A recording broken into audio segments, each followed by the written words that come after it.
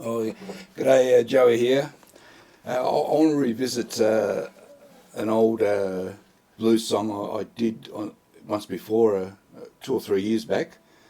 The reason being because the last blues song we did had a lot of these C and G shapes, and this one is called Diddy Wa Diddy. It's in the key of C, and it reuses a lot of those C and G shapes. I thought, oh, that's a good opportunity to bring it back. Also, because it's a really nice, the way I play it, the way I learnt it, it's a really nice entry level song for anyone wanting to try out acoustic blues type playing. This is a really good song to start with. I say the way I play it.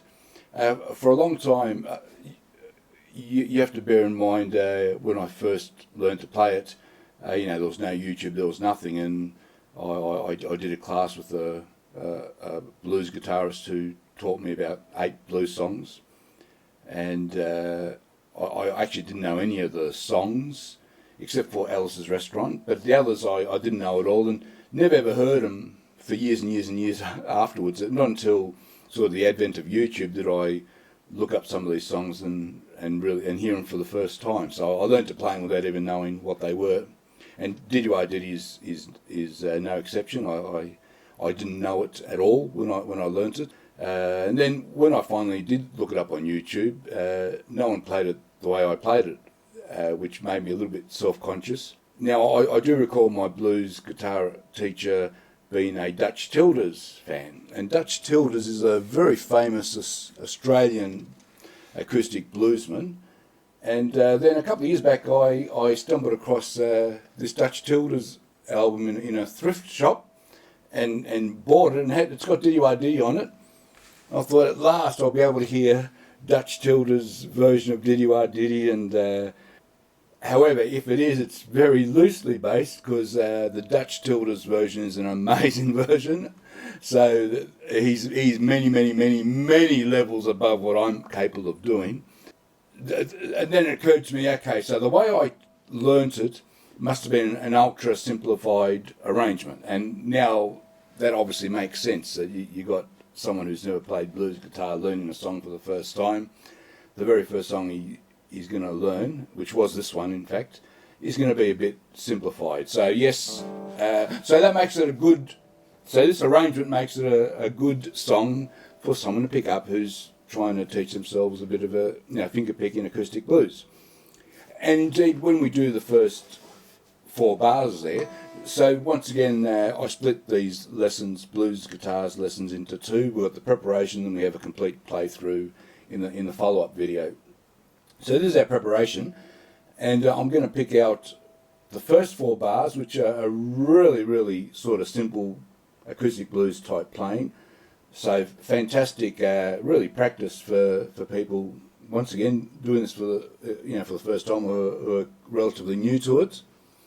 And then I'm going to do the last 4 bars, which is a little bit more intricate. And so that's why with this song, yes, it's a good introduction. Yes, it is simplified, but there are some tricky bits later in the song. So even for those who sort of are around my level, when you come to these last 4 bars, they're still pretty tricky. Even if I don't play this song for, say, a year or so, which happens often, and I come back to it, I always get stuck on these last 4 bars thinking, oh God, how do these go again? Oh yeah, and then I have to think about it a bit. All right, those opening 4 bars, so I've got them up there. This is a really good exercise for you, is to just, looking at that very first bar, is to just make sure you get that alternating bass line going, yeah?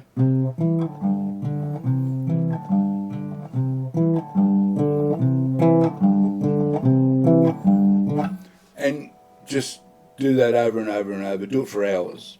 Do it sitting in front of the TV, and thank me later. Right? You just got to get that thumb going up and down, so that you don't have to think about it. Right? That is the very first step in getting into this sort of acoustic blues playing.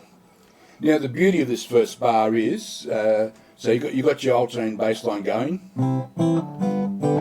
those very first 4 hits, they're all quarter notes, they're all on beat. So nothing can be simpler than hitting your treble strings, your high strings, on beat with your alternating bass line, yeah?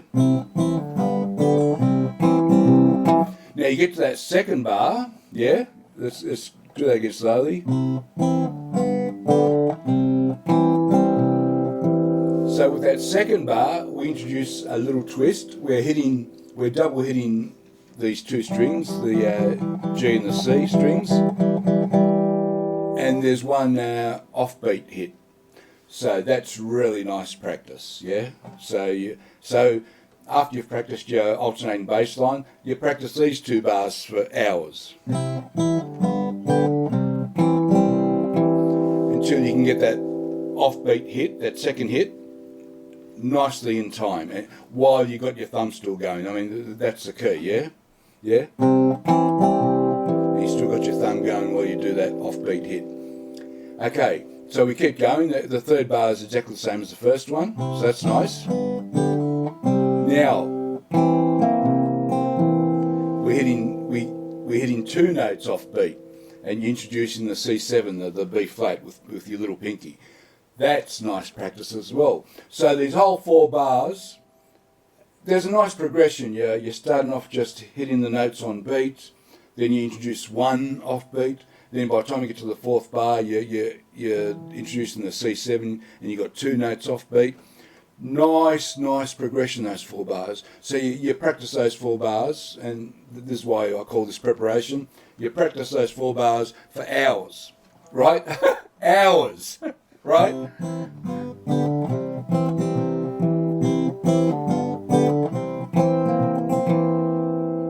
So let's do that one more time. I'll do that nice and slow.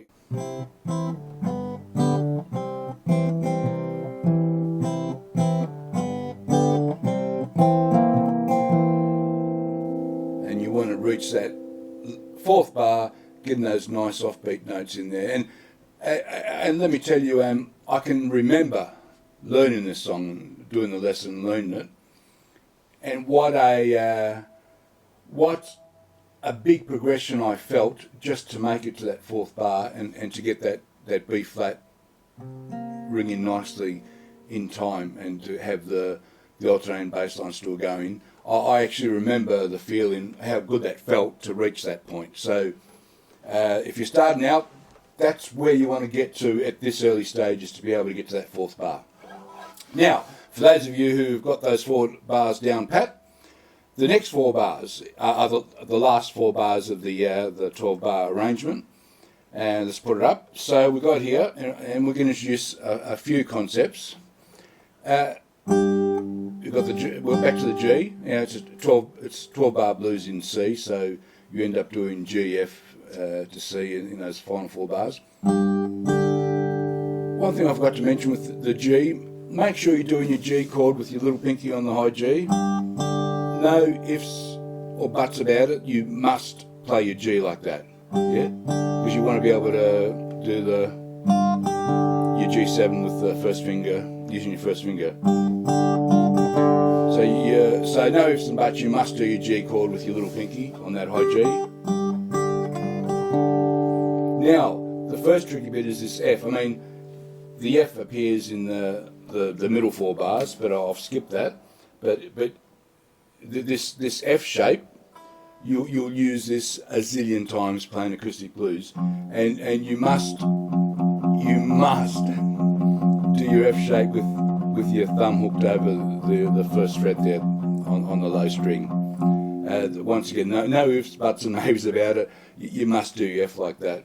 If you try and do this on a nylon string, it's tough. Back in the day, I'm looking up at my nylon string guitar, it's hanging up directly above the camera here. Back in the day, I eventually was able to do it, because I would sometimes be at my girlfriend's house and she only had a nylon string, so I'd be practicing this, and I'd be practicing on her nylon string, and I eventually was able to do it, but it's a big stretch. The nylon string necks are just so wide, and it's hard work to hook your F around like that, but with your thumb. But anyway, Anyway, it's predominantly a steel string type of playing this. You must be able to play that low F with a hooked thumb. So you got, so you're hitting the A note on the off beats there, the high F bass. Now here's one of the first tricky bits. So there's a triplet. You're using your pinky to hammer that C to D note, and back to the C note.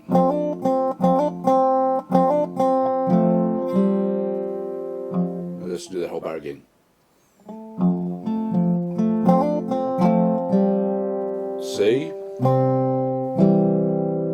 back to the F, hooking, another triplet.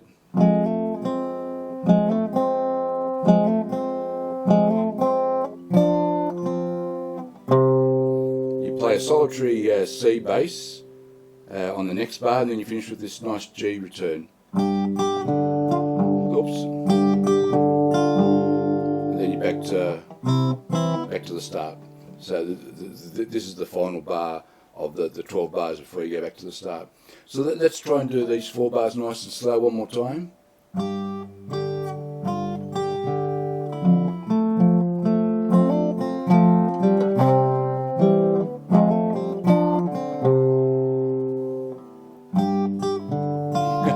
never forgot what I was up to. So sometimes when you go too slow, it can be too slow.